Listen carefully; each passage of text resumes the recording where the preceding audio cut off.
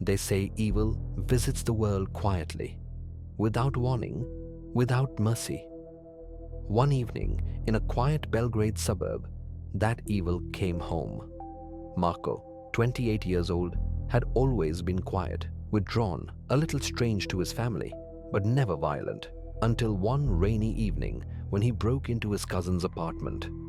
Neighbors heard the screams, glass shattering, then silence. When police arrived, they found Marko covered in blood, standing over his cousin's lifeless body. They arrested him without resistance and transferred him to the regional psychiatric facility. Room number 7. Room 7 had a history, unspoken, forgotten on paper, but not in memory. Staff avoided it.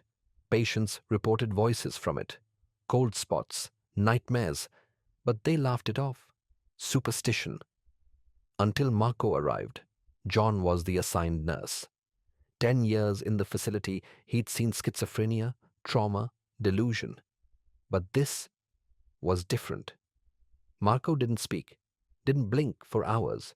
He just stared at the far wall, until one day he whispered something. "Don't look behind me. If you see him, he'll enter you too." John smiled politely. Another broken mind, he thought. But that night, John's dreams were not his own. He saw the face of a woman, eyeless, whispering from behind peeling wallpaper. He woke up gasping, cold sweat, heart racing. And then he saw it, a symbol, scratched into his arm. He hadn't done it. He was sure of it. Over the next few weeks, Marko began to change. He spoke more, drew symbols on the floor with anything he could find. Soap, bits of his own nails, even blood. Always the same shapes, circles, triangles. A symbol that looked like an eye crying upward. John, against protocol, began to study them. He researched demonology, ancient rites, pre-Christian cults. Every time he tried to stop, the dreams returned, more vivid, more violent.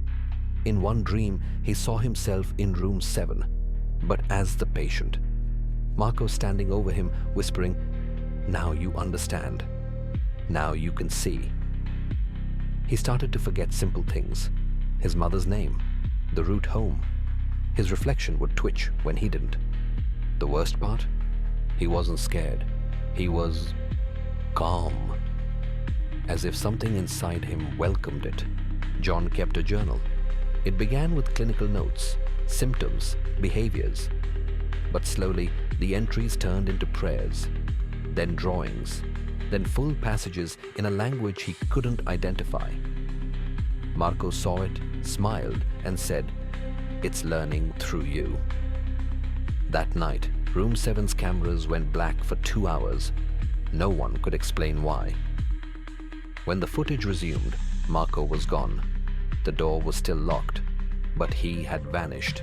In his place, John, sitting silently, drawing symbols in blood.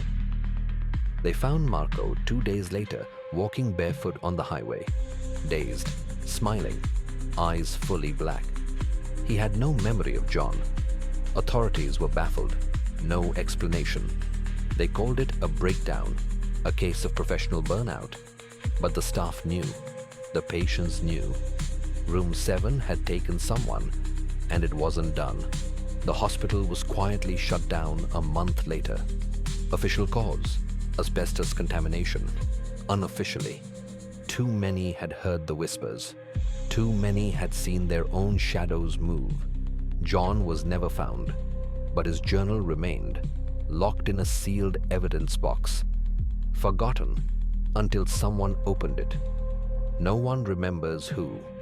But since then, there have been 3 similar cases, all tied to old psychiatric wards, all referencing room 7, all ending with the same sentence. If you're reading this, you've already seen her. So if you find a journal, a drawing, a whisper in a dream, don't look behind you, not unless you're ready to be the next successor. Room 7 was a real psychiatric ward in Belgrade, closed in 1997. This story is a fictionalized account based on local urban legends. But the number 7 was never reassigned.